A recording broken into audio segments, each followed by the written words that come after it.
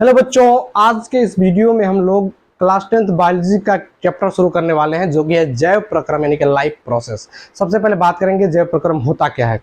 तो जो हमारे जीव होते हैं, चाहे मनुष्य हो चाहे जीव जंतु या पेड़ पौधे हों, इनके शरीर में बहुत सारी क्रियाएं होती हैं जिनके वजह से जीवित रह सकते हैं या जीवित रहने में सक्षम होते हैं। तो वे सभी क्रियाएं, वे सभी प्रक्रियाएं, क्रियाएं जो जीव को जीवित बनाए रखने में सक्षम होती हैं, उन्हें हम जैव प्रक्रम नाम देते हैं, जैव प्रक्रम बोलते हैं। इन्हें उपापचयी क्रियाएं भी कहा जाता है। क्या कहते हैं? उपापचयी क्रियाएं या जैव प्रक्रम नाम से हम लोग जानते हैं।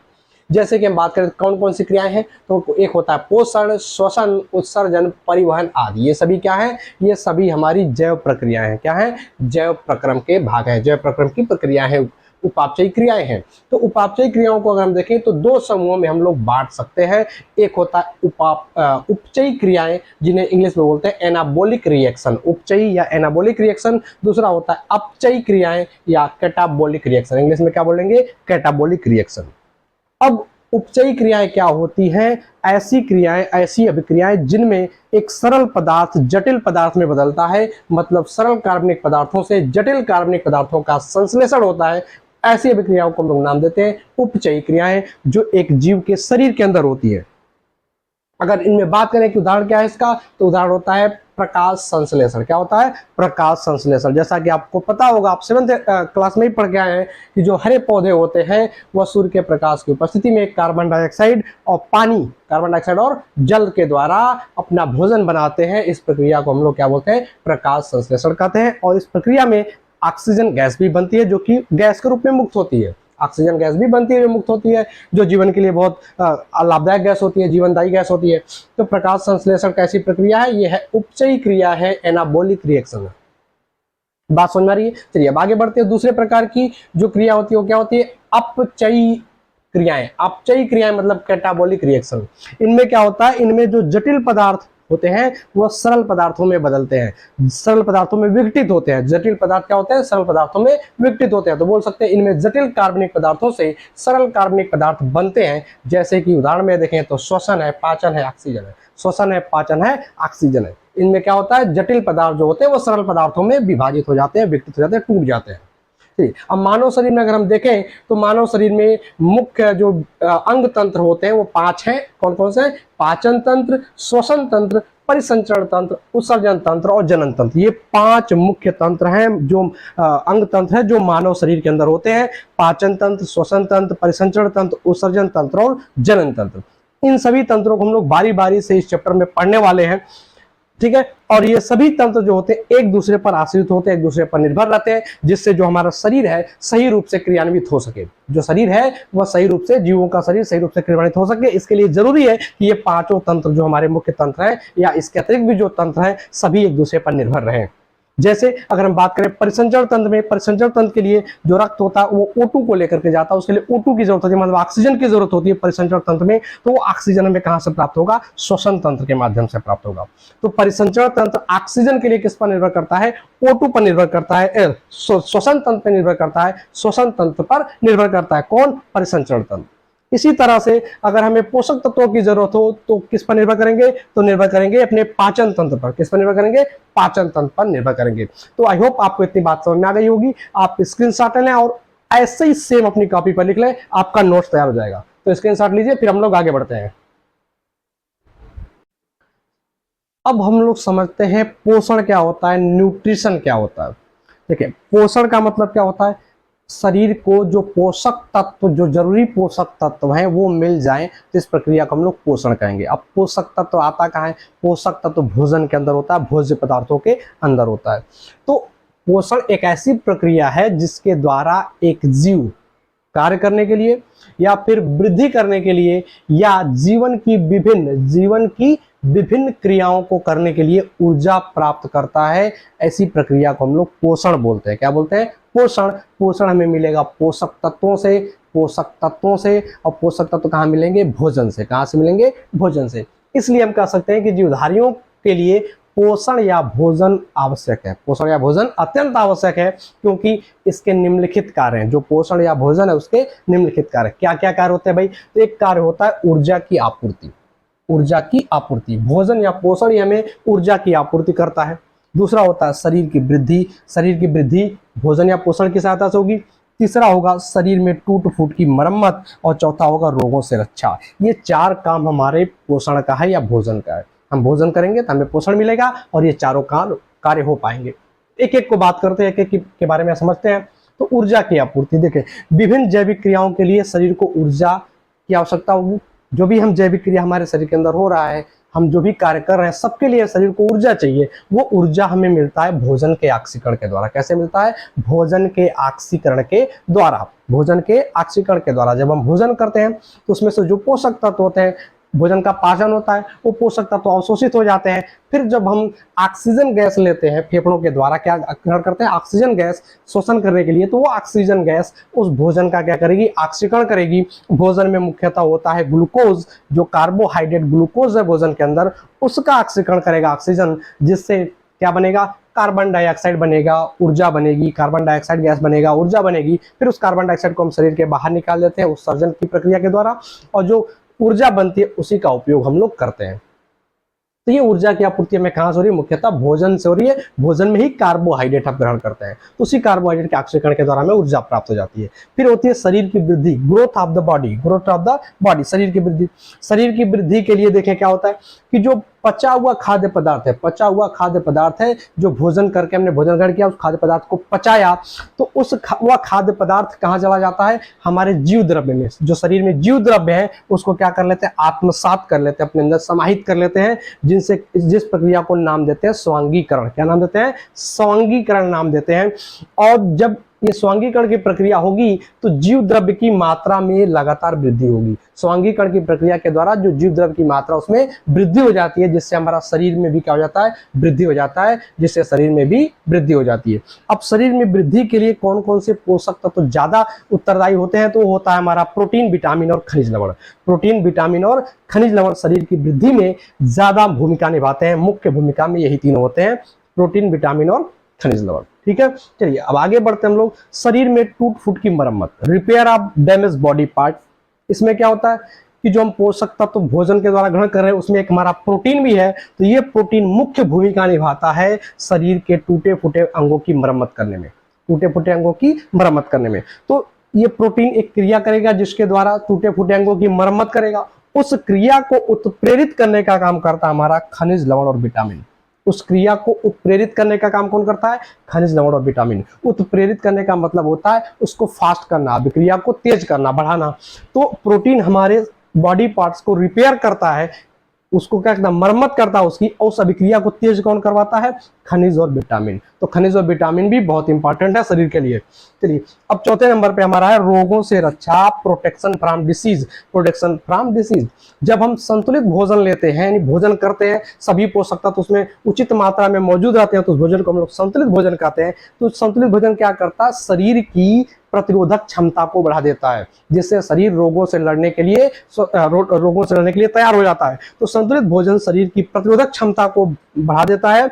इसमें प्रोटीन, विटामिन और खनिज लवण, प्रोटीन, विटामिन और खनिज लवण, ये तीनों की मुख्य योगदान होता है। इन तीनों का क्या होता है? मुख्य योगदान होता है शरीर की प्रतिरोधक क्षमता को बढ़ाने में। तो ये सभी 4 कार्य हमें भोजन या पोषण से ही प्राप्त हो रहे हैं, इसलिए भोजन या पोषण जीवधारियों के लिए अत्यंत आवश्यक है। तो आई होप आपको इतनी बात समझ में आ गई होगी। चलिए अब आप जल्दी से फटाक से इसका स्क्रीनशॉट ले लीजिए और कॉपी में नोट कर लीजिएगा। हम आगे की तरफ बढ़ते हैं। अब हम समझेंगे कि पोषण कितने प्रकार के होते हैं। तो पोषण जो जीवों में होता है वो 2 प्रकार का होता है। एक होता है स्वपोषी पोषण, दूसरा होता है विषम पोषी पोषण। तो पहले हम पढ़ते हैं स्वपोषी पोषण के बारे में। स्वपोषी पोषण को इंग्लिश में बोलते हैं ऑटोट्रोपिक न्यूट्रिशन। ऑटोट्रोपिक न्यूट्रिशन, तो ऑटोट्रोपिक न्यूट्रिशन या स्वपोषी पोषण क्या होता है? जब कोई जीव अपना खुद का पोषण करे। स्वपोषी का मतलब होता है स्वयं को पोषित करना। तो जब कोई जीव स्वयं को पोषित करता है तो उसे हम स्वपोषी पोषण कहते हैं। क्या कहते हैं? स्वपोषित पोषण। और वे जीव जो अपने भोजन का निर्माण स्वयं करके अपना पोषण करते हैं उसे हम नाम देते हैं स्वपोषी। उन जीवों को क्या नाम देते हैं? स्वपोषी, ऑटोट्रोफ्स बोलते हैं। क्या बोलते हैं? ऑटोट्रोफ्स बोलते हैं, स्वपोषी बोलते हैं। तो जीवों द्वारा स्वयं को पोषित करना स्वपोषी पोषण कहलाता है। वे जीव जो भोजन का निर्माण स्वयं करते हैं स्वपोषी कहलाते हैं। बात समझ में आ गई। चलिए, जैसे कि कुछ हरे पौधे कुछ क्या सभी हरे पौधे लगभग क्या होते हैं, स्वपोषी होते हैं, और कुछ जीवाणु भी स्वपोषी की कैटेगरी में आते हैं। अब भोजन संश्लेषण की विधि के आधार पर अगर हम देखें तो स्वपोषी को दो प्रकार से बांट दिया गया। जो स्वपोषी जीव है वो दो प्रकार के हो सकते हैं। एक होते हैं प्रकाश संश्लेषी, जिसको हम क्या बोलते हैं, फोटोसिंथेटिक, क्या बोलते हैं, फोटोसिंथेटिक जीव होंगे। दूसरे होंगे रसायन संश्लेषी होंगे, जिनको हम क्या बोलते हैं, कीमोसिंथेटिक, क्या बोलेंगे, कीमोसिंथेटिक। ठीक है, कीमोसिंथेटिक और फोटोसिंथेटिक। अब प्रकाश संश्लेषी क्या होते हैं, तो जो अधिकांश पौधे होते हैं या कुछ जीवाणु भी ऐसे होते हैं जिनमें पर्णहरित पाया जाता है, और पर्णहरित और प्रकाश की उपस्थिति में, सूर्य के प्रकाश की उपस्थिति में ये वायुमंडल से कार्बन डाइऑक्साइड ग्रहण करते हैं और मृदा द्वारा मिट्टी से जड़ के माध्यम से H2O ले लेते हैं, पानी ले लेते हैं और भोजन का निर्माण करते हैं। इस प्रक्रिया को हम लोग प्रकाश संश्लेषण के नाम से जानते हैं, आगे अभी हम पढ़ने भी वाले हैं। ठीक है, तो अधिकांश पौधे पर्णहरित तथा प्रकाश की उपस्थिति में वायुमंडल से CO2 तथा मृदा से H2O लेकर भोजन का निर्माण करते हैं। ऐसे जीव क्या कहलाते हैं, प्रकाश संश्लेषी जीव कहलाते हैं। क्या कहलाते हैं, प्रकाश संश्लेषी होते हैं। ये भी स्वपोषी ही है। दूसरा जो स्वपोषी का प्रकार है वो है रसायन संश्लेषी, कीमोसिंथेटिक। इसमें क्या होता है, कुछ जीवाणु ऐसे हैं जो जल के बजाय विभिन्न प्रकार की रसायनों की ऊर्जा का उपयोग करते हैं। क्या करते हैं, विभिन्न प्रकार की केमिकल्स का, रसायनों का उपयोग करके खाद्य संश्लेषण करते हैं, मतलब भोजन बनाते हैं। ऐसे जीवों को हम लोग क्या नाम देते हैं, रसायन संश्लेषी। क्या बोलते हैं, रसायन संश्लेषी। जैसे कि एक है नाइट्रिक कारक जीवाणु, नाइट्रिक कारक जीवाणु, और दूसरा सल्फर जीवाणु। नाइट्रिक कारक जीवाणु और सल्फर जीवाणु, ये दोनों क्या हैं, ये रसायन संश्लेषी, रसायनों की ऊर्जा द्वारा भोजन का संश्लेषण करते हैं, तो हैं ये भी स्वपोषी। तो स्वपोषी आपको समझ में आ गया कि कोई भी जीव जो अपना पोषण स्वयं करता है, स्वयं भोजन बनाता है और अपना पोषण करता है, उसे हम क्या कहते हैं, स्वपोषी कहते हैं। स्वयं भोजन बनाने का मतलब ये नहीं है कि मनुष्य भी स्वपोषी है, मनुष्य भी अपना भोजन बना रहा है, लेकिन जिससे वो भोजन बना रहा है वे पदार्थ भी क्या है, कोई ना कोई सजीव है। जैसे पेड़ पौधों से ही हम भोजन प्राप्त करके उससे भोजन बनाते हैं, पकाते हैं, तो पेड़ पौधे भी क्या जीव है, सजीव है। तो हम अपने भोजन के लिए दूसरे सजीव पेड़ पौधों पर निर्भर है, तो हम स्वपोषी नहीं कहलाएंगे। बात समझ आ गई। स्वपोषी का मतलब होगा खुद से भोजन बना लेना है और किसी सजीव का उपयोग नहीं करना है। जो पौधे भोजन बना रहे हैं किसका उपयोग कर रहे हैं, किसका उपयोग कर रहे हैं, कार्बन डाइऑक्साइड का। कार्बन डाइऑक्साइड सजीव नहीं है, जल ले रहे हैं वो भी सजीव नहीं है, तो ये किसी निर्जीव पदार्थों से अपना भोजन बना करके उसको उपयोग कर रहे हैं। ठीक है, तो ये स्वपोषी है और हम लोग स्वपोषी नहीं है। बात समझ आ गई। तो चलिए अब आगे बढ़ते हैं अगले टॉपिक की तरफ। अब हम लोग समझेंगे कि विषम पोषी पोषण क्या होता है, हेट्रोट्रोफिक न्यूट्रिशन क्या होता है। तो विषम पोषी पोषण क्या होता है कि ऐसे जीव भी होते हैं जो अपने भोजन के लिए दूसरे जीवों पर निर्भर करते हैं, ये स्वयं अपना भोजन नहीं बना सकते हैं। तो ऐसे जीवों को हम लोग नाम देते हैं विषम पोषी या परपोषी जीव। क्या बोलेंगे, विषम पोषी या परपोषी। और इनमें जो पोषण की प्रक्रिया होती है उस प्रक्रिया को हम नाम देते हैं विषम पोषी पोषण। क्या नाम देते हैं, विषम पोषी पोषण या परपोषण। क्या बोलते हैं, विषम पोषी पोषण या परपोषण बोलते हैं। अब परपोषण को देखें तो ये तीन प्रकार का पाया जाता है, तीन प्रकार का होता है। एक होता है प्राणी समभोजी पोषण, प्राणी समभोजी पोषण, होलोजोइक न्यूट्रिशन। क्या बोलेंगे, होलोजोइक न्यूट्रिशन। ये क्या होता है, तो कुछ ऐसे जीव होते हैं जो अपना जो भोजन होता है उन्हें क्या करते हैं, ठोस या तरल अवस्था में ग्रहण करते हैं, ठोस या तरल अवस्था में ग्रहण करते हैं। ऐसे जीवों को हम नाम देते हैं प्राणी समभोजी। क्या कहते हैं, प्राणी समभोजी। तो वे जीव जो विभिन्न जटिल भोज्य पदार्थों को ठोस या तरल अवस्था में ग्रहण करते हैं। किस अवस्था में, ठोस या तरल की अवस्था में, ठोस या द्रव के रूप में ग्रहण करेंगे, तो उसे हम नाम देंगे प्राणी समभोजी। ठीक है, जैसे कि अमीबा होता है, कुत्ता, बकरी, शेर, मानव आदि ये जो जीव हैं ये सब क्या हैं, ये प्राणी समभोजी है। ये अपना जो भोजन ग्रहण कर रहे हैं वह ठोस रूप में या फिर तरल के रूप में ग्रहण करते हैं। फिर होता है परजीवी, दूसरा होता है परजीवी जिसको बोलते हैं पैरासाइट्स। पैरासाइट्स या परजीवी क्या होते हैं, ये जीव भोजन के लिए जंतु या पादप यानी जंतु या पौधों पर निर्भर करते हैं। ये उनके शरीर पर ही आश्रित हो जाते हैं, किसके, किसी जंतु के या किसी पौधे के शरीर पर आश्रित होते हैं और उन्हें मारे बिना अपना भोजन प्राप्त करते हैं। उन्हीं पौधों से, उन्हीं जंतुओं से अपना भोजन प्राप्त करेंगे, लेकिन उन्हें मारेंगे नहीं। जैसे शेर क्या कर रहा है, दूसरे जानवरों को मार के खा जा रहा है, तो वो दूसरे जानवरों पर निर्भर कर रहा है लेकिन उन्हें मार दे रहा है। लेकिन जो पैरासाइट्स हैं दूसरे जानवरों पर, दूसरे पौधों पर निर्भर रहेंगे लेकिन उन्हें मारेंगे नहीं। ठीक है, तो ऐसे जीवों को हम परजीवी कहते हैं, पैरासाइट्स बोलते हैं। जैसे फीता कृमि है, अमरबेल है, जोक, खटमल, ये सब क्या है, जोक, खटमल दूसरों का खून चूस लेते हैं। अमरबेल क्या होता है, सड़क के किनारे पौधों के ऊपर देखेंगे तो लताएं पाई जाती हैं, वो क्या होती है, अमरबेल की लताएं होती हैं। तो ये क्या करते हैं, ये अमरबेल जिस पौधे पर रहेगा उसी पौधे से अपना भोजन यानी पोषक तत्व प्राप्त करेगा, लेकिन उसे मार नहीं पाएगा। चले अगला होता है मृतोपजीवी। मृतोपजीवी जिसको नाम देते हैं सेप्टोजोइक, क्या बोलते हैं, सेप्टोजोइक, हिंदी में मृतोपजीवी। ये मृतोपजीवी क्या होते हैं, ऐसे जीव जो मृत जीवों से अपना भोजन प्राप्त कर लेते हैं। क्या करते हैं, ये मृत जीवों से अपना भोजन प्राप्त कर लेते हैं। उन मृत जीवों में जो कार्बनिक पदार्थ होते हैं, जटिल कार्बनिक पदार्थ होते हैं, उनको ये तोड़ करके सरल पदार्थों में बदल देते हैं और अपना भोजन प्राप्त कर लेते हैं। ऐसे पदार्थों जीवों को हम क्या देते हैं, मृतोपजीवी कहते हैं। क्या कहते हैं, मृतोपजीवी। जैसे कवक हो गया, जीवाणु हो गया, ईस्ट हो गया, ये मृतोपजीवी है। तो इस प्रकार से हमने स्वपोषण और विषम पोषण दोनों के बारे में पढ़ लिया, स्वपोषण और विषम पोषी पोषण के बारे में। अब हम उसमें अंतर पूछता है कि स्वपोषण और विषम पोषी पोषण में क्या अंतर होता है। या पोषी भी लिख सकते हैं, विषम पोषी पोषण या विषम पोषण भी बोल सकते हैं। तो इसमें अंतर लिखने के लिए पूछता है, क्या पूछता है परीक्षा में, कि स्वपोषण और विषम पोषी पोषण या परपोषण में क्या अंतर होता है। तो पहला अंतर क्या लिखेंगे कि जो स्वपोषण होता है या हरे पौधे या कुछ जीवाणुओं में, जैसे नील हरित जीवाणु है, उसमें पाया जाता है, होता है। तो स्वपोषण क्या होगा, हरे पौधे और कुछ जीवाणुओं में होता है। जबकि विषम पोषण अगर देखें तो किस में होता है, ये कवक में और जानवरों में होता है, मनुष्य में होता है, विषम पोषी पोषण होता है। तो एक अंतर तो ये हो जाएगा। दूसरा अंतर क्या होगा कि स्वपोषण में प्रकाश संश्लेषण की प्रक्रिया द्वारा भोजन का निर्माण होता है, मतलब इसमें प्रकाश की और पर्णहरित की आवश्यकता होगी। जबकि विषम पोषण में प्रकाश और पर्णहरित की कोई आवश्यकता नहीं है, क्योंकि यहाँ पे प्रकाश संश्लेषण नहीं होता है। ठीक है, और क्या अंतर लिख सकते हैं, देखिए जो जीव स्वपोषण करते हैं, क्या करते हैं, जो जीव स्वपोषण करते हैं ये अपने भोजन के लिए क्या होते हैं, खुद पर आश्रित होते हैं, खुद से भोजन का निर्माण करते हैं। और विषमपोषी क्या होगा, ये अपने भोजन के लिए दूसरे जीवों पर निर्भर करेंगे, पेड़ पर पौधों पर निर्भर करेंगे, पेड़ या पौधों पर निर्भर, पेड़ पौधे या दूसरे जीवों पर निर्भर करेंगे, उन्हें हम क्या कहेंगे, विषमपोषी पोषण कहेंगे। तो एक अंतर ये भी, दोनों का डिफिनेशन लिख देंगे, वो भी एक अंतर हो जाएगा। एक अंतर ये होगा कि जो स्वपोषी पौधे हैं, जो जीव हैं स्वपोषी पौधे, ये क्या होते हैं, ये अगर हम खाद्य श्रृंखला देखें तो उसमें सबसे नीचे होते हैं उत्पादक के रूप में, क्योंकि भोजन का उत्पादन कर रहे हैं। तो ये खाद्य श्रृंखला में सबसे नीचे उत्पादक के रूप में होते हैं। जबकि जो विषम पोषी वाले जीव होते हैं ये खाद्य श्रृंखला में ऊपर होते हैं, उपभोक्ता के रूप में होते हैं। ये जो भोजन उत्पादक हमारा प्रोड्यूस कर रहा है उसका ये उपभोग करते हैं, इसलिए ये उपभोक्ता के रूप में ऊपर होते हैं। तो इस प्रकार से आप स्वपोषण और विषम पोषी पोषण में अंतर लिख पाइएगा, लिख सकते हैं। चलिए आप इतना लिखिए, स्क्रीनशॉट लीजिए और दोनों का अंतर खुद से लिखिए, जैसा बताया वैसा नोट कर लीजिए। अब मिलते हैं, आगे बढ़ते हैं अपने नए टॉपिक की तरफ। अब हम समझेंगे कि पौधों में, पादपों में पोषण कैसे होता है।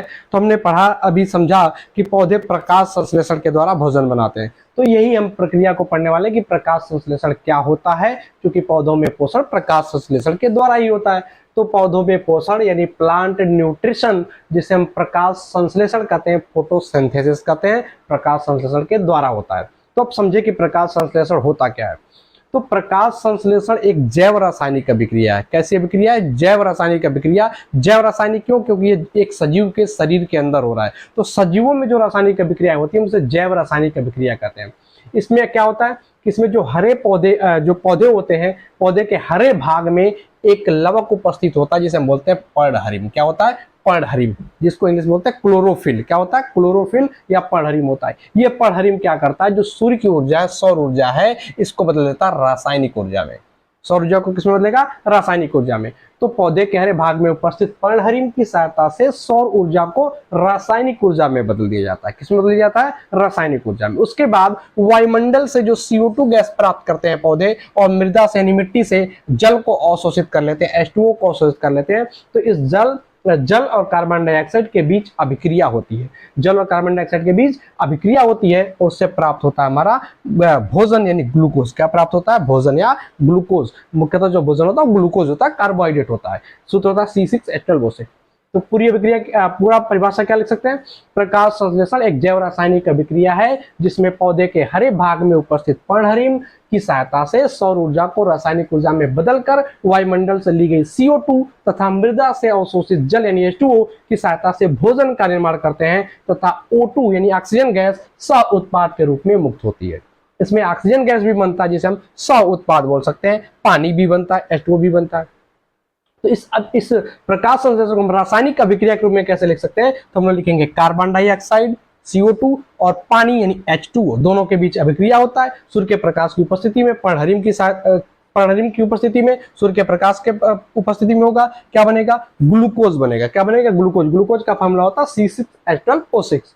और क्या बनेगा, पानी और पानी और ऑक्सीजन, पानी और ऑक्सीजन, क्या बनेगा, पानी और ऑक्सीजन। अब समीकरण को संतुलित करेंगे तो यहाँ 6O2 लिखना पड़ेगा, यहाँ 6H2O करना पड़ेगा, यहाँ पे 12H2O करना पड़ेगा, यहाँ पर 6O2 करना पड़ेगा।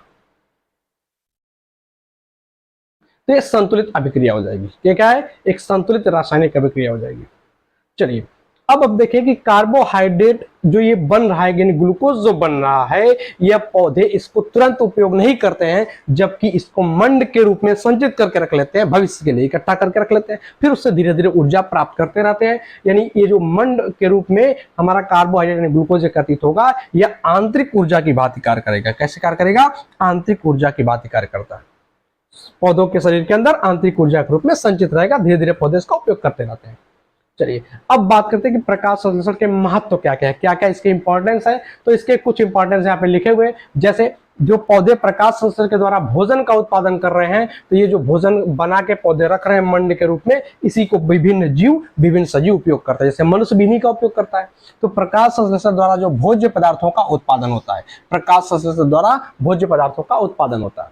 और जो प्रकाश संश्लेषण द्वारा ये प्राप्त भोज्य पदार्थ है, वो विभिन्न जीवों के लिए ऊर्जा का मुख्य स्रोत है। जो विभिन्न जीव है इन्हीं भोज्य पदार्थों को ग्रहण करते हैं, जो पौधे बना रहे हैं प्रकाश संश्लेषण के द्वारा, उसी से ऊर्जा प्राप्त करते हैं। हमारा भी मुख्य स्रोत क्या है ऊर्जा का, कोई भोज्य पदार्थ ही है जो पौधे बना रहे हैं।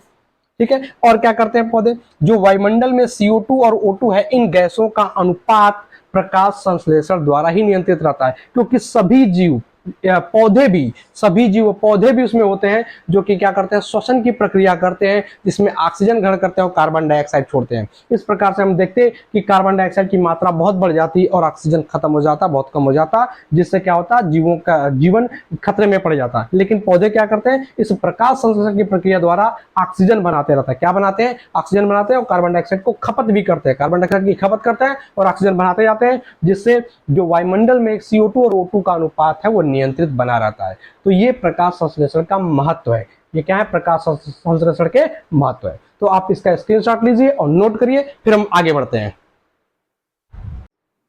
चलिए अब हम लोग समझते हैं कि प्रकाश संश्लेषण के लिए आवश्यक अवस्थाएं क्या क्या हैं। ये भी बहुत इंपॉर्टेंट है, परीक्षा में पूछा जा सकता है।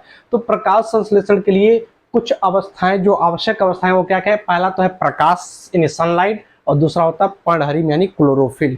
तो प्रकाश की क्या आवश्यकता है प्रकाश संश्लेषण के लिए, तो प्रकाश संश्लेषण की जो दर होती है वह दृश्य प्रकाश की उपस्थिति में अधिकतम होती है। दृश्य प्रकाश कहाँ मिलेगा हमें, जो सूर्य का प्रकाश है, श्वेत प्रकाश है, उसमें विभिन्न रंग के तरंगदैर्घ्य की प्रकाश की किरणें होती हैं, जिनमें एक दृश्य प्रकाश का रेंज होता है जिसे हम बोलते हैं विबग्योर के नाम से जानते हैं।